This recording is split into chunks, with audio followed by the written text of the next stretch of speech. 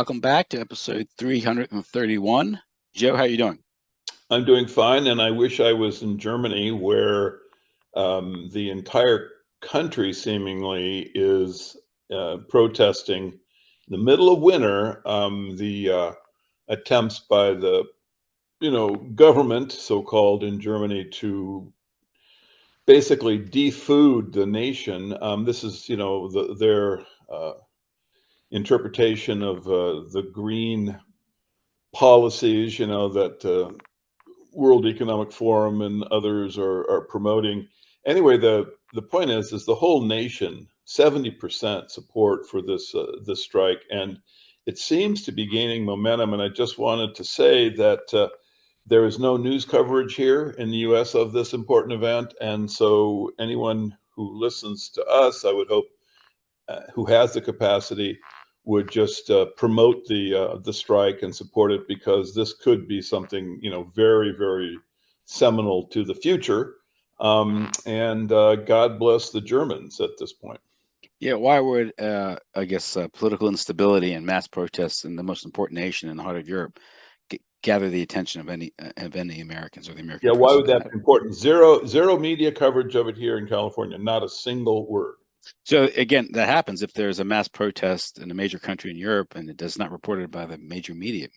Does it happen? Yeah.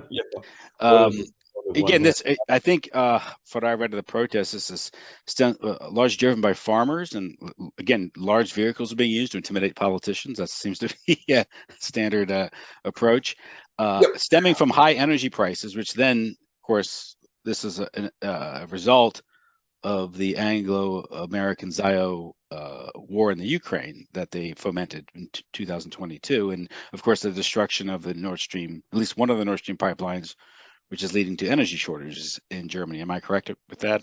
Exactly right. I mean, this is a combination of very high energy prices with inexplicably kind of created increases in taxation on farms and their operation, and an inexplicable amount. Well, this is not inexplicable because it's all part of their green policy, but an increase in regulations. So everything is a just altogether perfect storm for German farm production, and the farmers can see the handwriting on the wall. Their businesses are going to be destroyed. Moreover, the country's going to starve to death.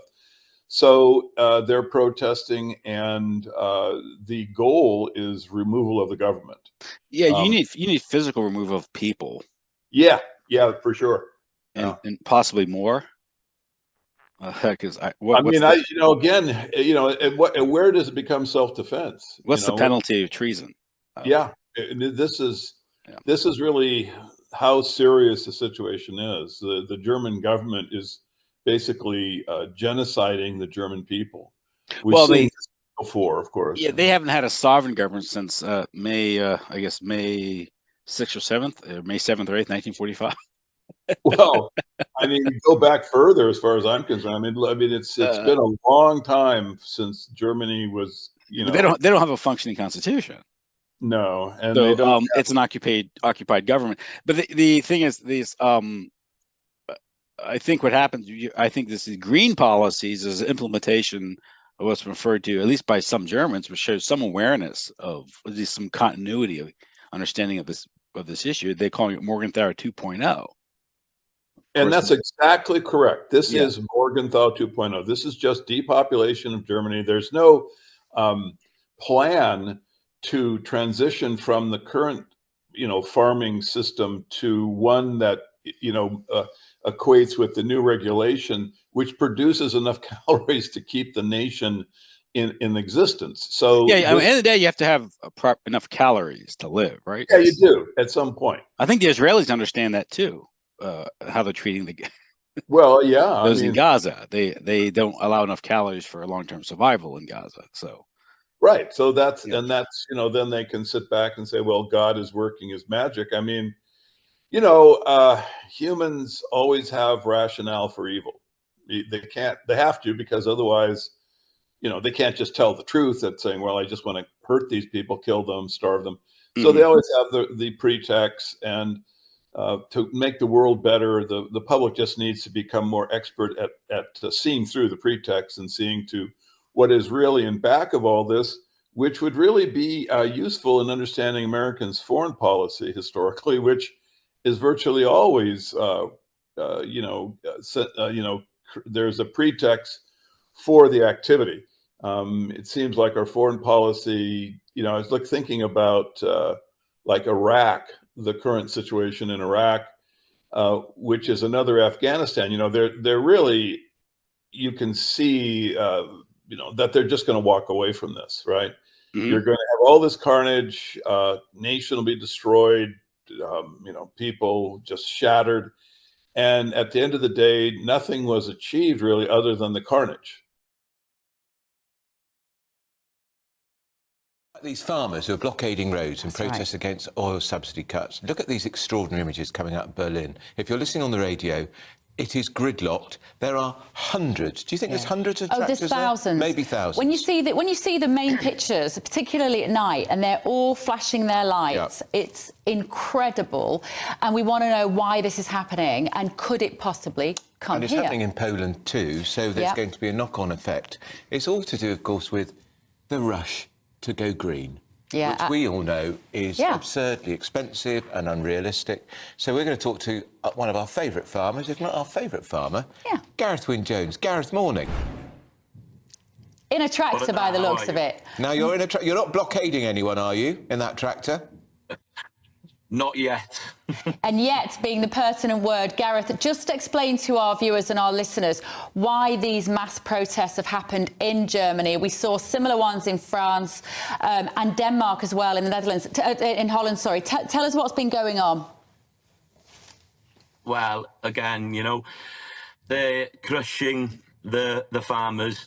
These subsidies were put there, the subsidy for the red diesel was put there so we can produce food affordably for people. Now, I've just filled this tractor up with diesel. Now, if I wasn't having a subsidy on that diesel, it would cost me twice as much for that diesel. So instead of £100 to be filling this tractor up, it'd be £200. Now, you imagine that, for a farmer that's struggling and can't make ends meet. It is a massive, massive challenge. Without the subsidies they're taking away, to produce the food as well. These are challenges that are happening worldwide, and I think people need to wake up and smell the coffee. And I'd like to congratulate you for at least putting this coverage on GB News, because the other mainstream media, I watched a couple of them this morning, and there wasn't even a mention of this. And there is thousands and thousands of farmers out there protesting, and I'll tell you something, farmers don't protest unless there is a real reason, because they want to be home producing food affordably for everybody. So, to see these kind of scenes is scary. It's scary for us in the UK. And there's talk, there's Chinese whispers in this country. The government on both sides, we're in Wales, we're devolved in agriculture, but we're losing land to plant trees, to solar panels, all kinds of things that they believe is going to save the planet. And we know literally we need to feed people. We need to feed people affordably, and it has to be environmentally friendly. And we as an industry are under immense pressure. The average age of a farmer is 67. Where is the next generation going to come from? If these politicians and these world leaders don't start to realise there is a farming food revolution going to be across the world, and Britain should be really first and foremost in building a better Britain on our bellies and start to back British agriculture, start to eat more seasonal, start to have a balanced diet and invest in our children and educate them on good food that comes from either the earth or from the sea. It's surf and turf. All this processed rubbish is killing our children and making them ill. It's a bigger picture than anybody else can see, but we have to be very, very careful that things like are happening in Holland, in Canada, in New Zealand and in Germany, Poland and France doesn't come to the United Kingdom, because the way things are going, it could be. It's galvanised such a movement across Europe, this, Gareth, and it's particularly why I wanted us to handle it on the show this morning, because it is an absolute demonstration of people power. GB News is the people's channel, and if this story does not sum up what is possible when the masses get together and galvanise and have their voices heard, is there any possibility that you think, under the similar circumstances, we would ever see British farmers get together like this? Because I think the British public would be behind you, because we want fresh food that is grown in this country. And that's really what all these Germans, the Dutch, the French, that's what they want too. I think the Dutch is a great example. They built their own political party in 2 years. They did. And it was all down to the farmers, but the farmers were backed by their public. And that's what we have to understand. We've got a small minority of very vocal people that believe that they're going to save the planet by not eating meat or dairy. You know, they're living in cloud cuckoo land. We are in a temperate climate here. We've got 70% of our country is ideally for producing grass, and we can use livestock then to transport that grass into high quality protein, or into milk, or into yogurts, or into cheeses. And there's a lot of fantastic farmers out there, but we have to get the message. And if mainstream media aren't willing to do it, I think get on social media.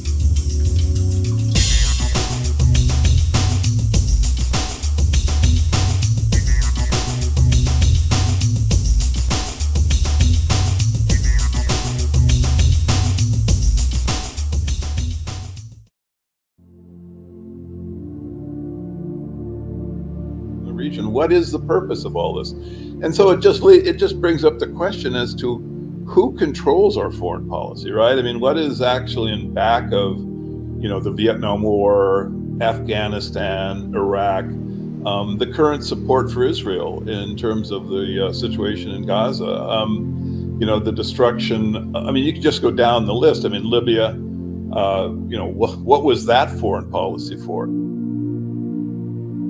Has the U.S. government ever had a genuine American first foreign policy, or has it always been the tool of, you know, cosmopolitan oligarch?